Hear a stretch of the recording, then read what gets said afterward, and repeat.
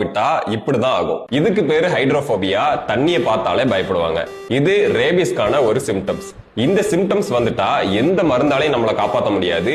100% சாவு உறுதி.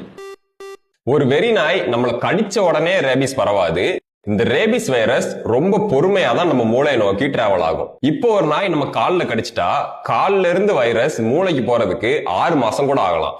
இந்த 6 மாசம் வரைக்கும் நம்ம உடம்புல எந்த சேஞ்சுமே நடக்காது. எப்போ இந்த வைரஸ் நம்ம மூளையை ரீச் ஆகி அட்டாக் பண்ணுதோ அதுக்கப்புறம் தான் இந்த சிம்டம்ஸ் எல்லாம் நமக்கு வரும். ஒன்ஸ் இந்த சிம்டம்ஸ் வந்துட்டா எந்த ஒரு தடுப்பூசியோ இல்ல எந்த ஒரு மருந்தோ வேலை செய்யாது.